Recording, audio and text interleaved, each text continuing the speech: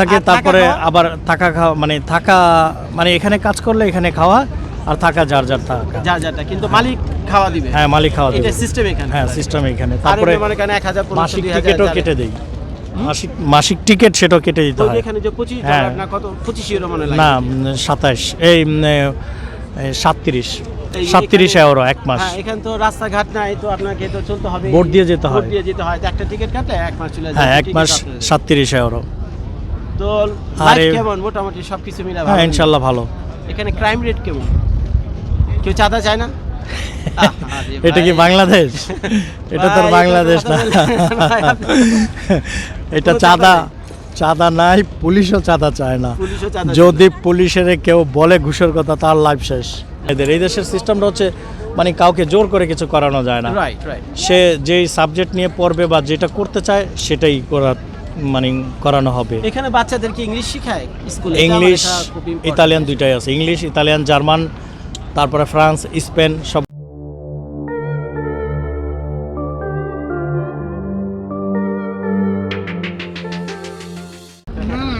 তো ভাই ভ্যানিসে ঘুরতে ঘুরতে বুঝছেন, এখানে অনেক বাংলাদেশি ভাইদের সাথে দেখা হয়েছে।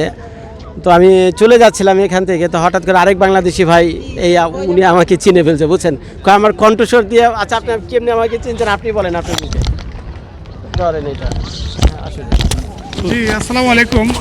আসলে ভাইয়ের সাথে আমার এমনিতে কোনো পরিচয় নেই।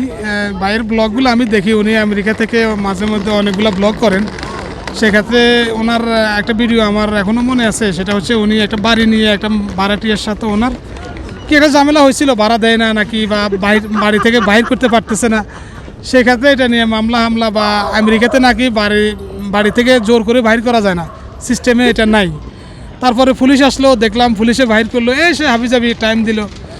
ওখান থেকে ভাইয়ের সাথে আমার পরিচয় বা তার বয়সটা আমার মনে আছে। এখন হুট করে ভ্যানিসে আসলো, ভ্যানিসের সান জাকারিয়া, তো উনি তার ফ্যামিলি নিয়ে আসছে। আসার পরে দেখতেছি এখানে ছবি তুলতেছে। তো বয়সটা শোনার পরে আমার ওই মেমোরিটা মনে পড়ছে যে হ্যাঁ, ভাই তো আমার পরিচিত লোক। তো এই সরাসরি জিজ্ঞেস না করে ওনার ওয়াইফকে জিজ্ঞেস করি যে উনি কি আমেরিকাতে কোনো ব্লগ করে কিনা। হ্যাঁ, উনি ব্লগ করে। তো এইভাবে আসলে ভাইয়ের সাথে পরিচয়। আচ্ছা ভাই, আপনার দোকান একটু দেখান যদি আপত্তি না থাকে আপনার। না, সমস্যা নেই, দেখেন আমি এখানে কাজ করি, এটা আমি সমস্যা নেই, দেখা একটু ভালো মন্দ বলেন। এই ধরনের একটা দোকান নেওয়ার জন্য কি, ছোট বিজনেস শুরু করার জন্য ইটালিতে কি পারমিশন নিতে হয় সরকারের? আসলে এখানে আপনি যখন কোনো দোকান নিবেন, এটা কিন্তু এত একটা ইজি না। এই দোকানগুলো আসলে সবার জন্য না, এগুলা যারা ইতালিয়ান স্থানীয় সরকার থেকে তাদের জন্য বরাদ্দ হয় এই দোকানগুলো। চাইলে এটা চাইলে কেউ পারে না। যে শাটারের দোকানগুলো দেখতেছেন, এটা তার মতো না।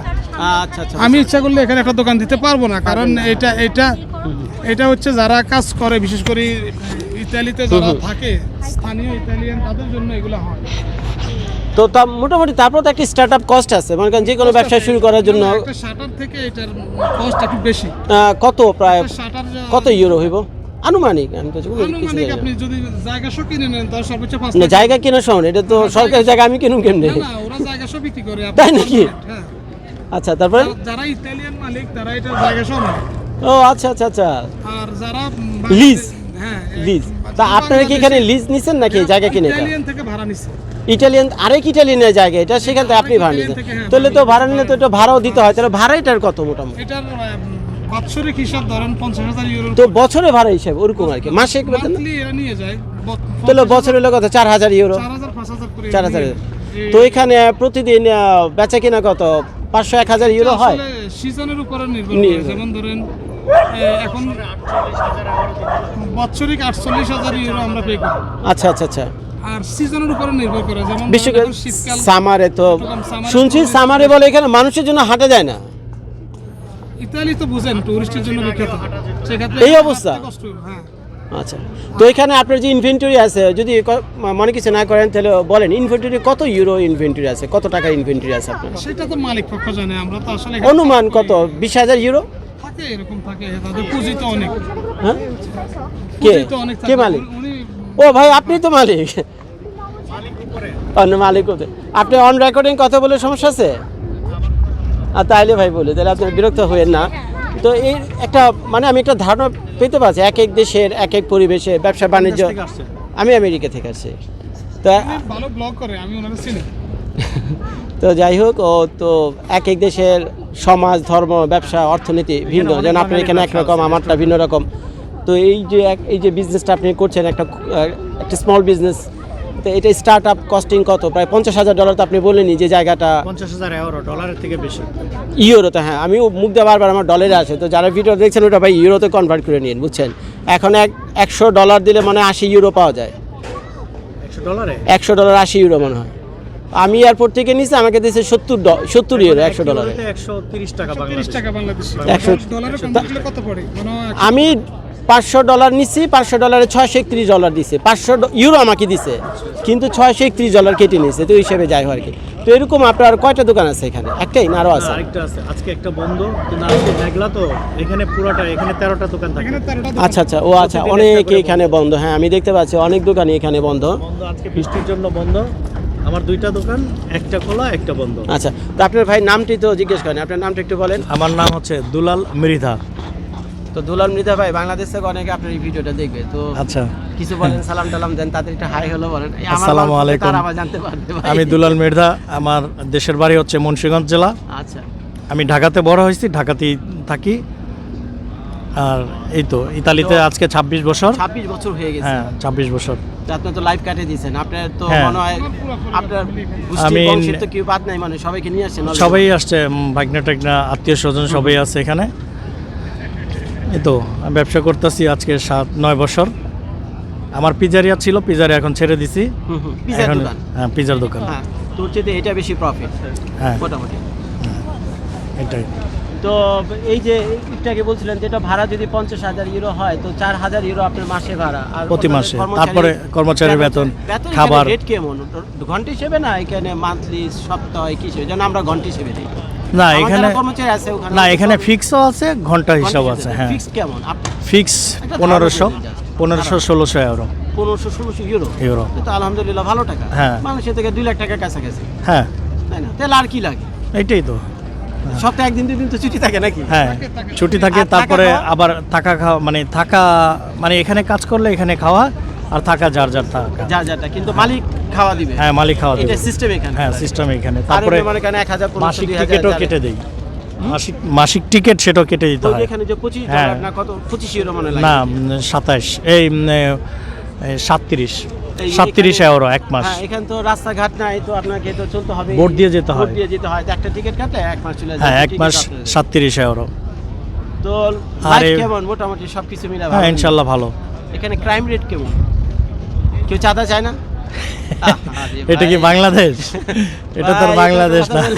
ভাই, এটা কোনো চাঁদা, চাঁদা চাঁদা নাই, পুলিশও চাঁদা চায় না। পুলিশও চাঁদা যদি পুলিশের কেউ বলে ঘুষের কথা, তার লাইফ শেষ। আচ্ছা আচ্ছা। তার লাইফ শেষ।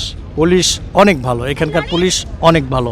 হ্যাঁ, লয়েলকে খোঁজে এখানে না। এসে আপনাকে পুলিশ সালাম দিবে। তাই হ্যাঁ, যাক। পুলিশ অনেক ভালো, এবং পুলিশ বিপদে পড়ছেন, পুলিশকে হেল্প চাইবেন, সাথে সাথে হেল্প করে তো দেবে পুলিশ। ফিউচার প্ল্যান কি বলেন দেখি?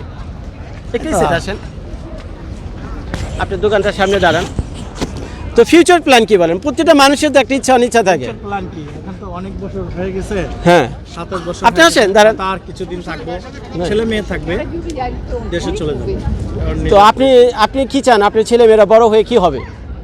ছেলে মেয়ে কি করতে চান, কি বানাতে চান? জাস্ট কোয়েশ্চেন বলেন। ছেলে মেয়েদের কি বানাবো? এখানে তো ছেলেমেয়েরা তো বড় হয়ে গেছে, একটা বিয়ে না, ছেলে মানে মেয়ে বড় plan হয়ে কি? গেছে। আপনার তো লাইফ কেটে গেছে, এগুলো তো চাই তো ভালো, একটা ভালো কিছু করার। এখন ছেলে মেয়েদের এই দেশের সিস্টেমটা হচ্ছে, মানে কাউকে জোর করে কিছু করানো যায় না। Right right. সে যেই সাবজেক্ট নিয়ে পড়বে বা যেটা করতে চায় সেটাই মানে করানো হবে। এখানে বাচ্চাদেরকে ইংলিশ শেখায় স্কুলে? ইংলিশ, ইতালিয়ান দুইটাই আছে। ইংলিশ, ইতালিয়ান, জার্মান, তারপরে ফ্রান্স, স্পেন, সবগুলোই সাবজেক্ট আছে, সবগুলোই তো শেখায়। ইংলিশ যদি শিখাতে, ইটালিয়ান ইংলিশ বলে না কেন? এই তো ওরা সবাই পারে, সবাই বলে না পারে, কেন? কিন্তু ওর মাতৃভাষাটা আগে বলে, ওর মাতৃভাষা আগে বলে। না, এই সমস্যাটা ফেস করতেছে, বুঝছেন? আর বিভিন্ন মাত্র- জায়গায় একটা মানুষের ডেকে জিজ্ঞেস করে না যে ভাই আমি দিকতে যাবি না, ইংলিশ সবাই পারে, সবাই পারে, কিন্তু তবে বলে না, বলে নিজের না। ভাষাটা আগে বলে। আপনি ইংলিশে কথা বলেন, দেখবেন ওই ইতালিয়ান ভাষা আপনারা বলে দিতেছে। যদি না বোঝে Right. তাহলে কিভাবে বলে? Right right. সবাই পারে, কিন্তু বলে না। যদি বলেন, দেখ আমি পারি না, আমার একটু হেল্প কর, তখন বলবে। তো বাচ্চা কাচ্চা স্কুলিং সিস্টেম মোটামুটি ভালো আছে, ভবিষ্যৎ হ্যাঁ, ভালো সব নাকি? ভালো। আর এখানে কি ওই বাচ্চাদের স্কুল ফ্রি? হ্যাঁ, ফ্রি, কোনো পয়সা টয়সা কিছু লাগে না? সব ফ্রি, তাই? শুধু বই কিনতে হয়। ক্লাস 5 ফ্রি, ক্লাস 5 পর্যন্ত ফ্রি, তারপরে বই কিনে নিতে হয়। তো আমি তো আজকে এই ভিডিওটা করে গেলাম হলো মার্চ মাসের 15 তারিখ বোধ হয় নাকি? হ্যাঁ, আজকে 14 তারিখ। আজকে 14 তারিখ। কালকে আমি চলে যাব হলো মিলান থেকে চলে যাব সুইজারল্যান্ড চলে যাব ফ্রান্স থেকে আবার জন্য আসছেন, রোম না? হয়ে আবার চলে যাব আমেরিকা। ঠিক আছে। তো ভাই আমি জানি না কবে ভিডিওটা আপলোড দেবো। ঠিক তো আছে ভাই দিন। আপনার ব্লকের নাম কি? উই বলে দিব না। আচ্ছা ঠিক আছে।